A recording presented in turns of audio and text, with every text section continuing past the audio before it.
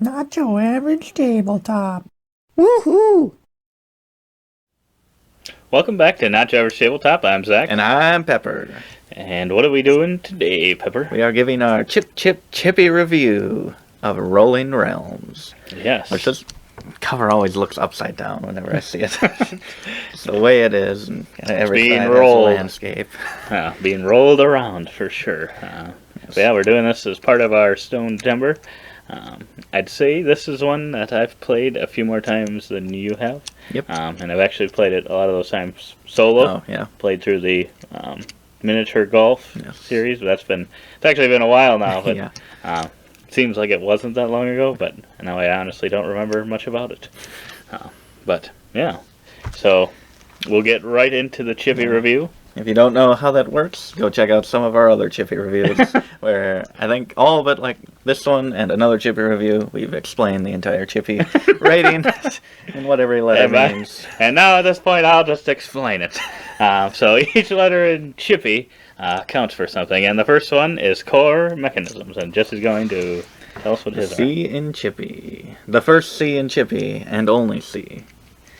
I give it a 7 for core mechanisms. I really like kind of getting the dice and trying to split them between the three realms, possibly manipulating the dice, adding new dice, just kind of each unique way that a realm can score, and not just score, but just be used, different ways to use the dice.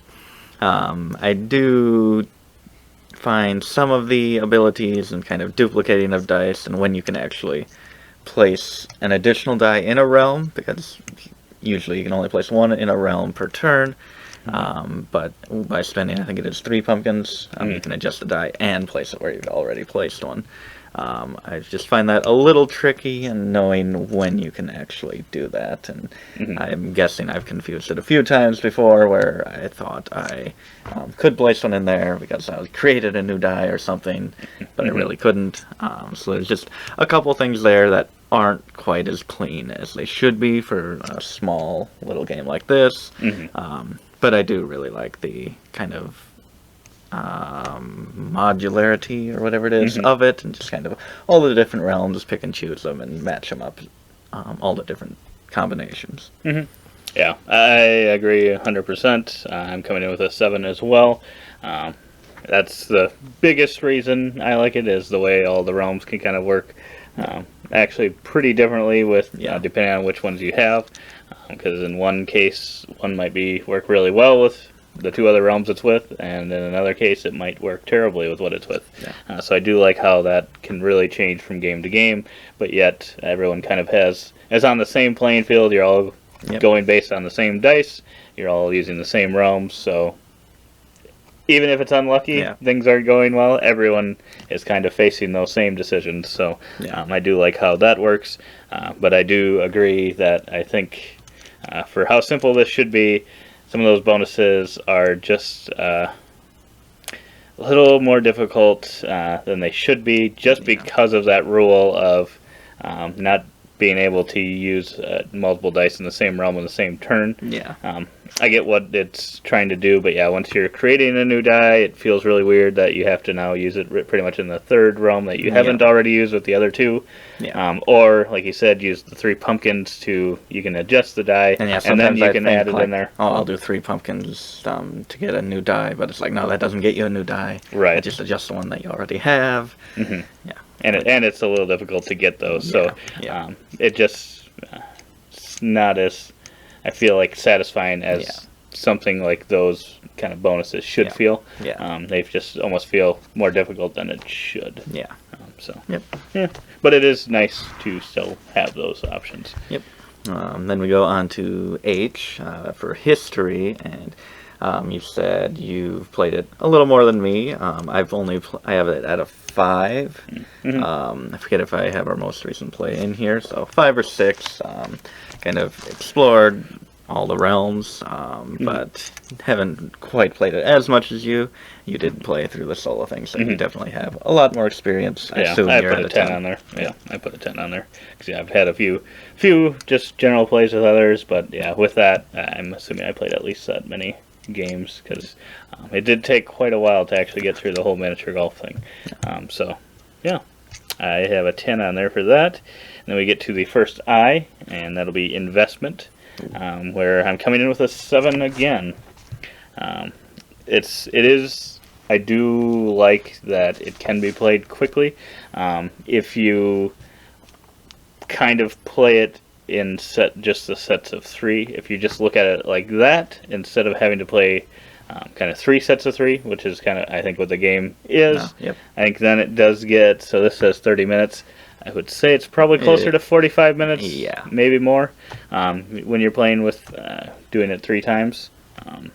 But I feel like if you're just doing one round, which I think Jamie kind of does on I think it's like every other week, he will do like 3 full rounds, but he'll split it into 3 different shorter videos, so it takes him like 10 to 15 minutes. So I think that's a good way to kind of play it. It kind of depends. Yeah. You probably could get it done in that time if you're the only one playing, or you're playing with people that really know how to play, because it is simultaneous and stuff. But I would say it feels like it's a little long if you're playing with all 3 of them, but otherwise, with the modularity, the changing those realms up, it feels different from game to game.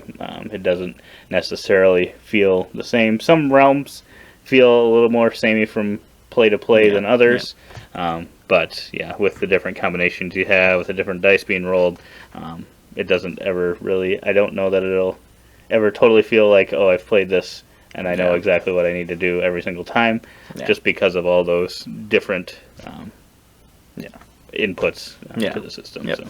Yeah, I have it at a 7 as well. I agree with you completely. It's got a lot of variability. Surprisingly, you would think that with kind of each realm, they'd kind of do their own thing and not interact too much, but it really can change. Whether this is going to be one where you need a bunch of high dice, or whether you're going to be great at producing resources or stars.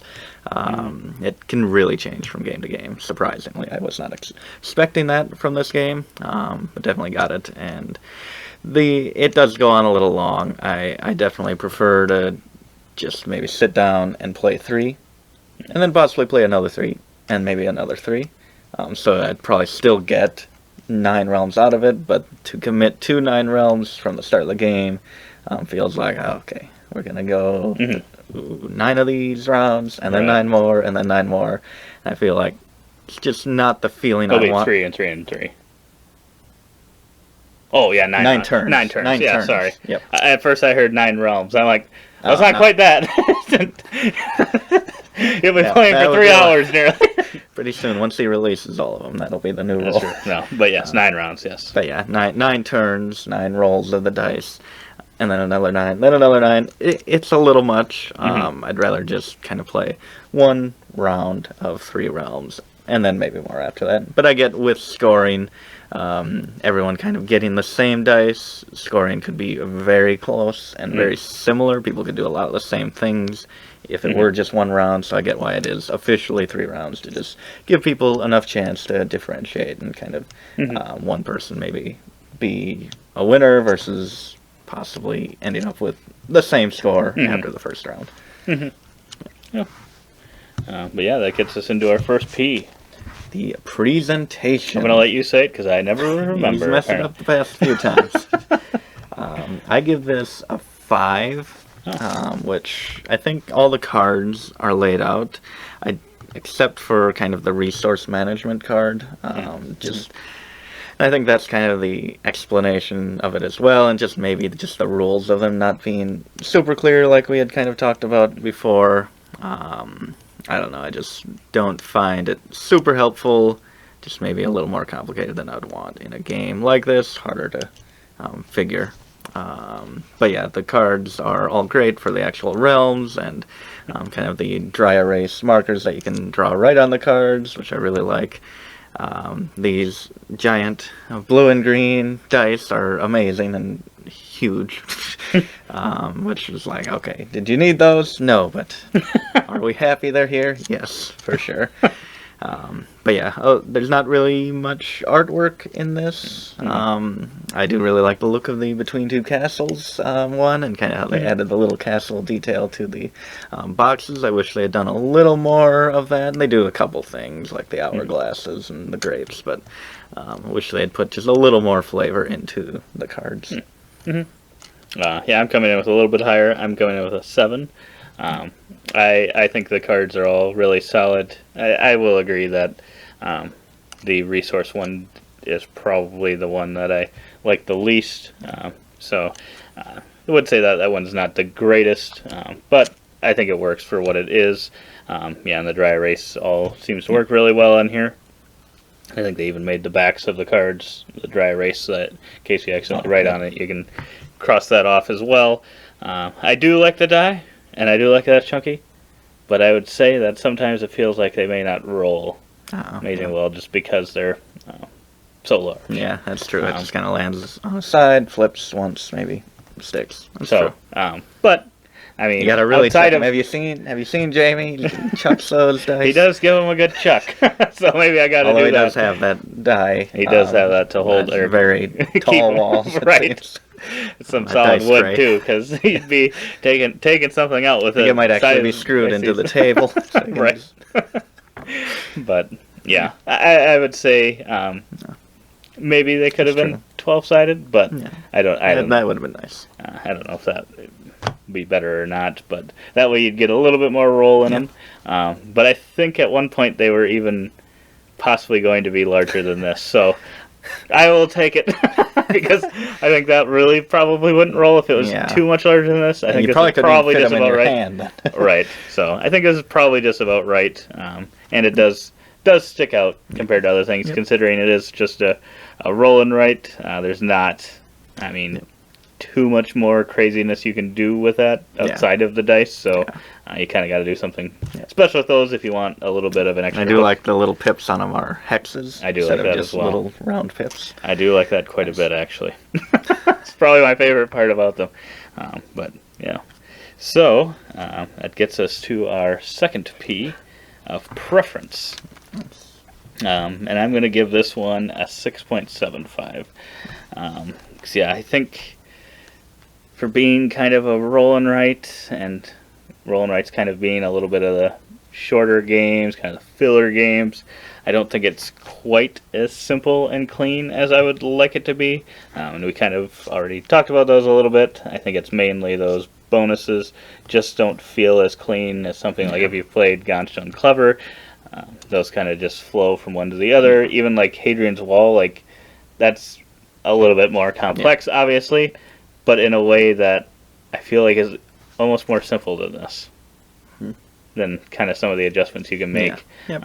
Just being for the bonuses and stuff. Yeah. Maybe. Right, because those seem to really, even for being extremely complex, a lot going on, that one seems to flow.